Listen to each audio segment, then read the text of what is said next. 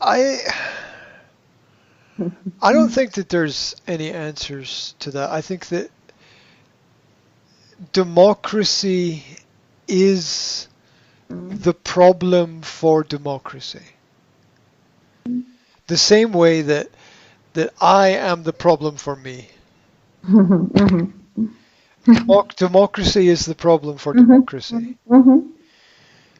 Because when you say everyone must decide, that's really complicated. That's really complicated. And I don't know what is best for everybody. There's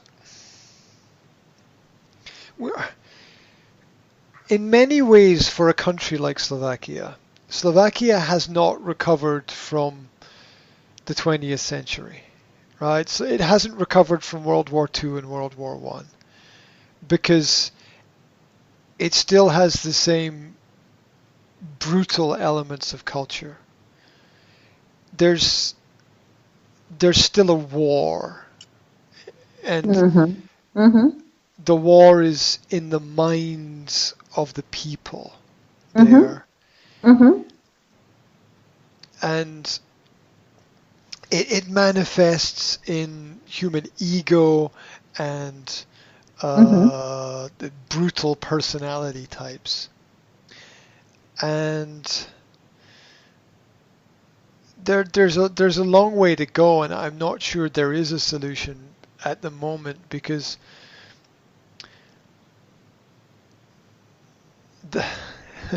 when I was younger, I had this problem that I would think through in my head. One of the reasons that I started writing poetry when I was a teenager was that I had this problem in my head that I was thinking about. And the problem that I was thinking about was, if there's a good person and a bad person, and they have a conflict, and the bad person pulls out a gun and shoots the good person, then we have one bad person and no good people. And a lot of history is that scenario. And as a teenager, I used to think about that a lot. And what made me think about it was the Kennedy assassination, when John F. Kennedy was killed. And the government story was that one man shot him, which is completely stupid. Because you see his head going.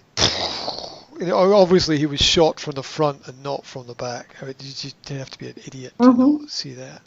And then the car was full of bullet holes, and then the eyewitnesses said that he was shot from a different place, and blah blah blah. So, and I used to think about that. I don't know why. I used to think about that a lot as a kid, and I used to think about the battle between good and bad, and I used to think, like, how is good going to win? How is good going to win against bad? If good is all nice, and bad is all brutal. And so I realized over time that this idea that good is always nice. It's not like that. The same way that bad is not always brutal.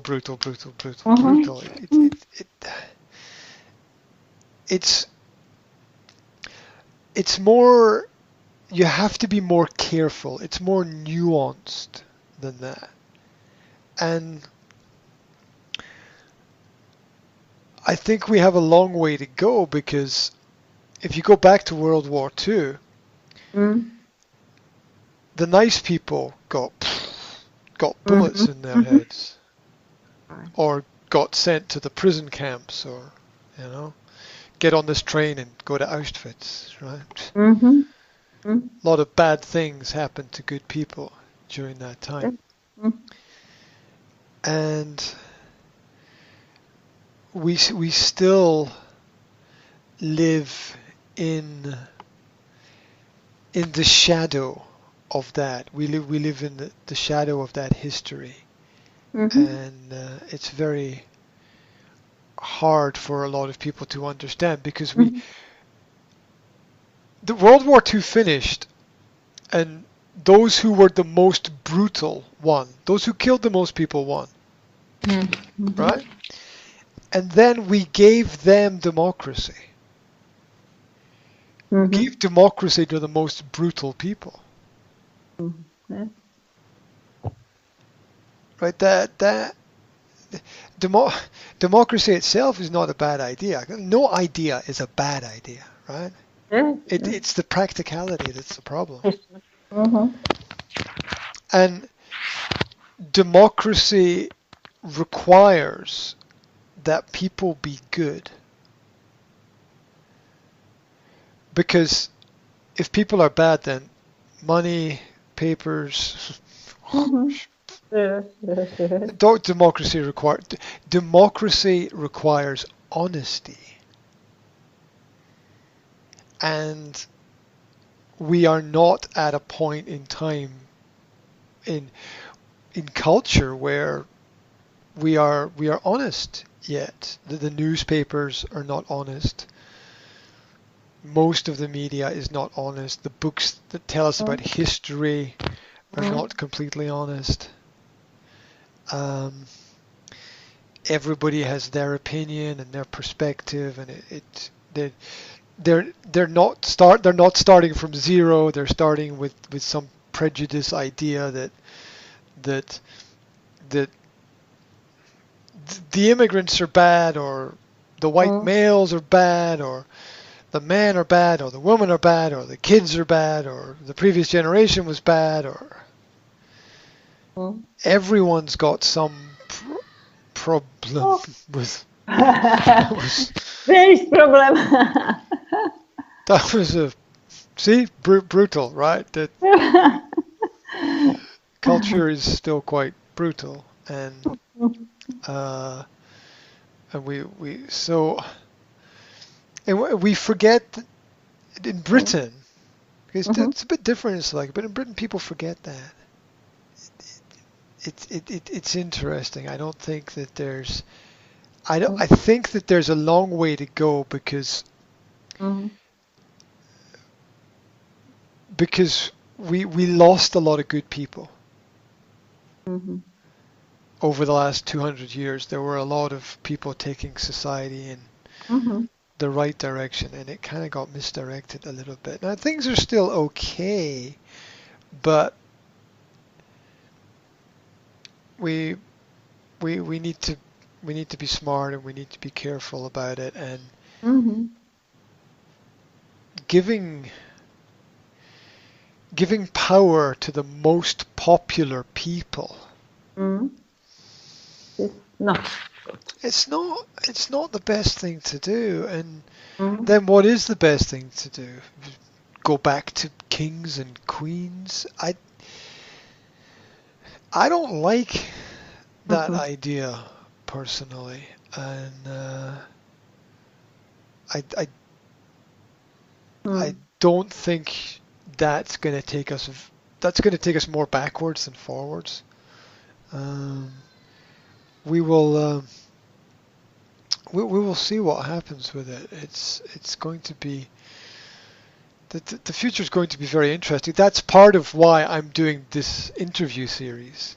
I want to see what people think about culture. I want to see what makes them successful within what they do and how they progress forward, and look for positive examples, and find positive examples, and share positive examples of what is going on and learn through the process. And that's my way of dealing with the problem.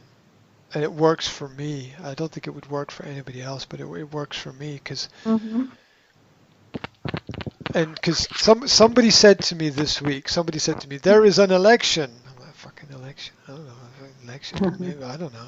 I have no idea what's going on. There's an election. Who are you voting for? Now, I don't know. Vote? Can I vote? Can I vote for me? It's asking me to vote for apples or oranges. I don't know. Can I, apples or oranges? Bananas. I don't know too. I don't know who I will vote.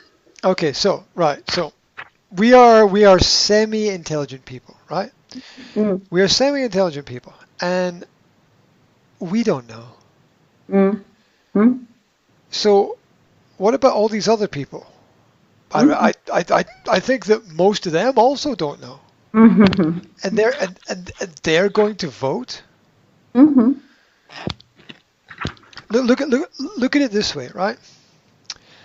Imagine there is the World Cup final in football, right? Imagine this. 2 teams. 11 players on each team. Now, if you like football, you know every player on both teams. Yeah, if you like, you know the players, you know their style, you know their position, you know how they play together, and you know one team and you know the other team, and maybe you follow football for 5 years, 10 years, 15, 20, 50 years maybe. Yeah? Okay, but with all that knowledge and all that information, you don't know who's going to win the game. And people have less information about politics. And they should decide with less information what is the best way forward. That's just stupid. Yeah, I understand. So, I agree with you. It is a big problem for intelligence people. Yeah. And I think I said before, my solution is to not let everybody vote. I think that's a mistake to let everybody vote. I think you have to own property, either physical or intellectual property. And if you own property, then you have a right to vote. And I think that is the line, and that we should not let everybody vote. The same way we don't let the children decide what the curriculum is in the school because they don't have enough knowledge. Yeah, so we shouldn't let certain groups of society make those decisions because they just don't have the right level of knowledge about it. And that's not discrimination, that's just common sense. Yeah, it's let the people who have the knowledge decide, because how do you change anything through democratic processes? Jesus Christ, it takes like 20, 30 years, right? It's almost impossible. It is possible. Some people do it, but they spend. People like Nigel Farage spend 20, 30 years and survive people trying to kill them a number of times. And what's the effect? I mean, there's no great overall positive effect of that, I think. It's not right or wrong. It's just more of the same. So people just... It needs rethinking the solution, and so people ask me, "Who are you going to vote?" I don't care. But you have a vote, and you have a voice, and you're not using it, and I don't actually know what the best thing is. If you know what the best thing is, and you're sure, then you go and do that. I don't know what the best thing is. I really don't. So. Me too. I don't know. Maybe. So there's nothing wrong with trying something and seeing if it works. There's nothing wrong with that. But for me, I'm like, I just don't know. I don't know. I don't know the people. I don't know if it gets deeper because the basic problem is that taxation is theft by force. So it doesn't matter who gets into power. Yeah. The force is still there. The force doesn't really change. So I don't know. It's it's all very interesting, and there's no obvious solution to it. And I think that we need to see what happens with ideas, and we need more businesses, more independence, more trade, more openness, more honesty, more realizing, more debate and discussion, but real debate, and by that not just TV with one person on one side and one person on the other side, but people sitting and talking about differences. We cannot watch the TV news. No, I lived in Slovakia for a long time, almost 20 years, and did I see a very big positive change in that time? Not really. Things moved back one way, and then they moved back the other way, and they moved back the other way again. And I don't know. Solutions start at home. They always start at home. You know, they always start with being kind to your children, being nice to your friends and your neighbors, and that's where it all begins. And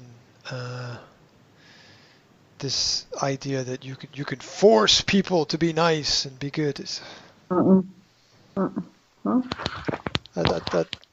that doesn't work. Like a lot of things that I have seen recently, we need to change this for everybody. I can't live with that personally. Right?